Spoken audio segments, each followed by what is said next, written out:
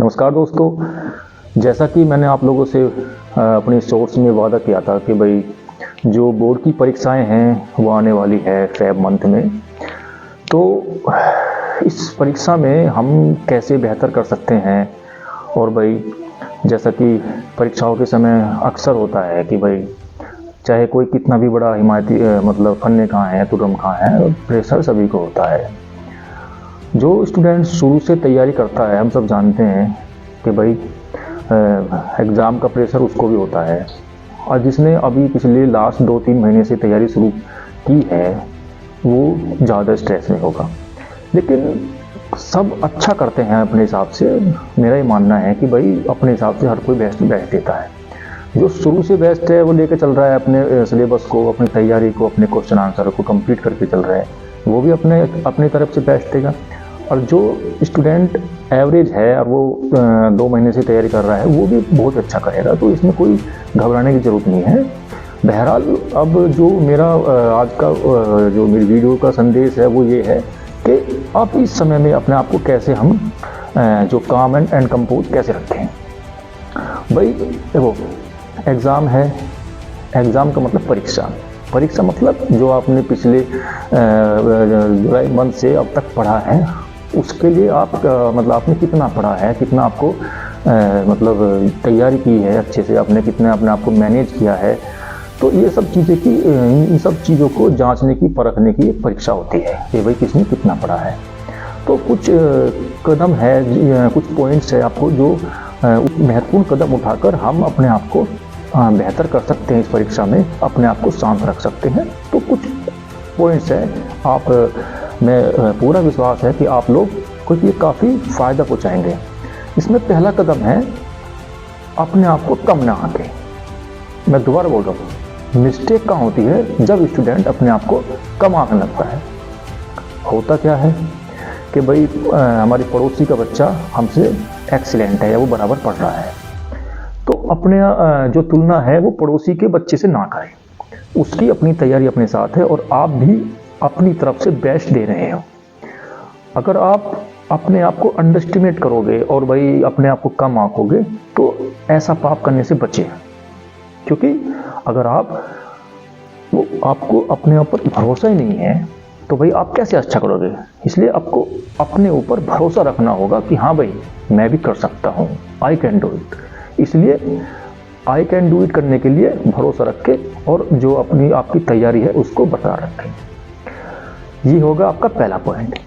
अब दूसरा पॉइंट है जो काफ़ी महत्वपूर्ण है मेरे हिसाब से, टाइम टेबल के हिसाब से पढ़ें। भाई समय ज़्यादा नहीं बचा हुआ है, आपने जितना पढ़ना था पढ़ लिया। अब समय है समय सारणी के हिसाब से पढ़ना। टाइम टेबल एक मतलब वो हथियार है जो आपको सारे विषयों की एक जो लिमिट होती है, पकड़ होती है, उसको बरकरार रखता है। इस चीज़ को याद रखना है।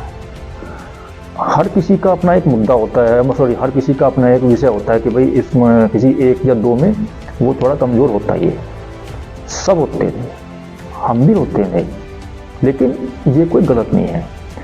किसी की फिजिक्स कमज़ोर है, किसी की बायोलॉजी कमज़ोर है, किसी की हिंदी कमज़ोर है, किसी की इंग्लिश कमज़ोर है।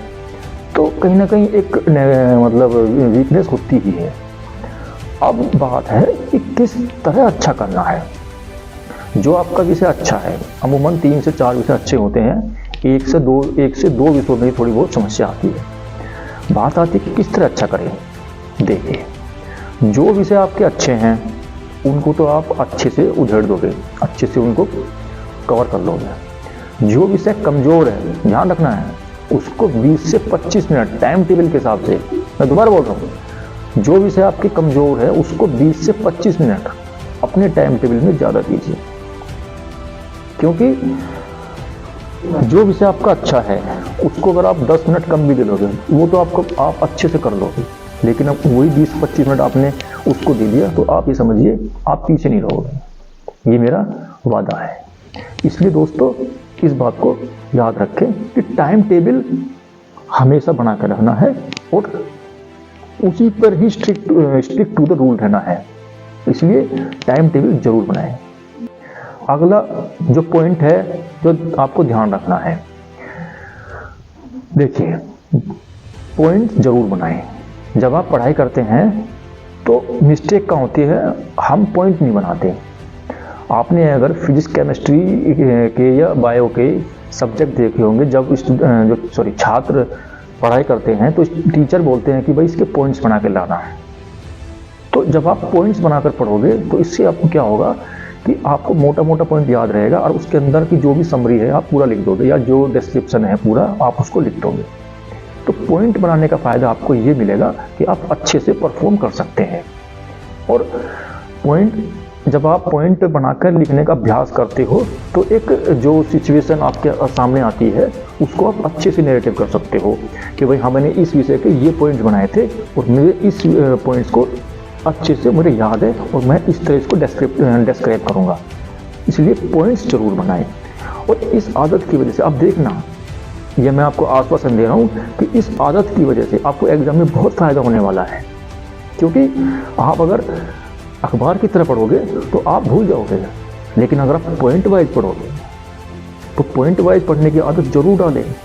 और अभी से ही इस चीज़ को नोट करें कि पॉइंट हमें बनाना है, क्योंकि अच्छे से आपको अच्छे नंबर लाने के लिए ये पॉइंट आपको फॉलो करने पड़ेंगे। इसलिए पॉइंट जरूर बनाएं और बेस्ट दें। एक पॉइंट और है जो मुझे आपको फॉलो करना चाहिए।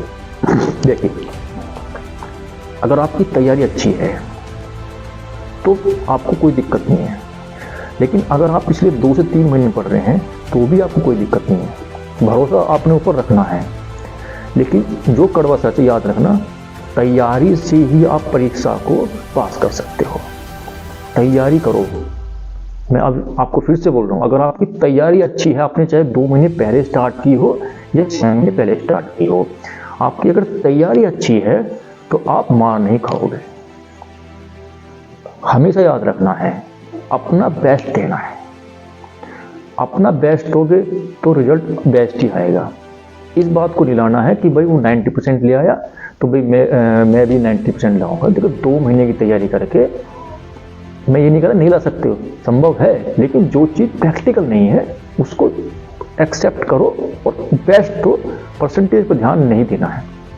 अपना बेस्ट दोगे ना और लगेगा कि हाँ भाई मैंने अपना बेस्ट दिया है, हाँ मैंने भी 2 से 3 महीने मैंने अच्छी तैयारी कर ली, अब मुझे कोई दिक्कत नहीं, तो आप अच्छा कर लोगे, कोई दिक्कत होगी नहीं आपको। इसलिए कॉन्फिडेंस रखना है। देखो, कॉन्फिडेंस रखने से एक चीज़ होगी, जो भी आपके थोड़ी बहुत कमज़ोर विषय है आप उसकी कमजोरी से डरोगे नहीं। होता क्या है, स्टूडेंट डर जाते हैं। इसलिए डरना नहीं है, अपनी तैयारी पर भरोसा रखना है। अपनी तैयारी पर भरोसा करोगे तो चीज़ें आसान हो जाएगी। और चीज़ें आसान करने के लिए कॉन्स्टेंटली पढ़ना है, लगातार पढ़ना है। और भरोसा, देखो, भरोसा अंदर से आता है। जब आप अंदर से अपने आप को अच्छा फील कराओगे तो अपने आप आपको अपने आप पर भरोसा हो जाएगा। इसलिए डरना नहीं है, भरोसा करना है। और देखिए, किसी चीज़ में अगर आपकी कंसिस्टेंसी है, आप अगर लगातार पिछले 3 महीने से पढ़ रहे हैं, 2 महीने से पढ़ रहे हैं, तो आपको डरने की जरूरत नहीं है। अच्छा ही होने वाला है। इसलिए लगातार पढ़ें और तैयारी पर भरोसा रखें। इसमें आखिरी पॉइंट और मैं जोड़ना चाहूँगा, जो कि मैं अपनी तरफ से बता रहा हूँ। देखिए, होता क्या है, जो स्टूडेंट पढ़ने वाला है, जो लगातार पढ़ रहा है, या जो स्टूडेंट अब पिछले 2 महीने से अपनी स्टडी स्टार्ट की है, सभी को मैं ये कह रहा हूँ, जो लगातार पढ़ रहा है वो और भी अच्छा करेगा जो इस टेक्निक को अपनाएगा। और जो जिसने अब 2 से 3 महीने पहले स्टार्ट की है वो भी अच्छे से करेगा। लेकिन उसके लिए जो अब पिछले 2 महीने से तैयारी शुरू कर रहा है, उसको थोड़ा ज़्यादा इसकी तरफ ध्यान देना है। अब वो टेक्निक क्या है, वो है 10 मिनट आपको गहरी सांस जरूर लेनी है।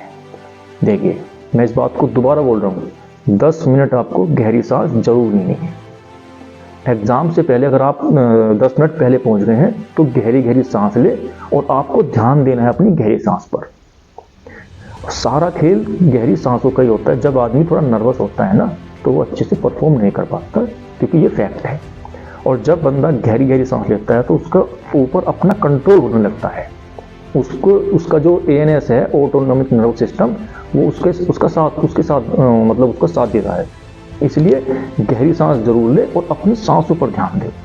जितना आपको पढ़ना था पढ़ लिया, एग्जाम टाइम में ध्यान दे देना है कि ध्यान 5 से 10 मिनट बैठकर जरूर गहरी गहरी सांस ले। आपको खुद लगेगा, ये मेरा आपसे वादा है, आपको खुद लगेगा कि हाँ भाई ये टेक्निक काम करती है, क्योंकि आपका एएनएस नियंत्रण में रहेगा तो आप वाकई में पहले से बेहतर करेंगे। इसलिए अपने एएनएस को कंट्रोल में रखना है, और वो कंट्रोल में कैसे होएगा? वो आएगा गहरी सांस से या ध्यान से। इसलिए 5 से 10 मिनट एग्जाम स्टार्ट होने से पहले ध्यान जरूर करना है।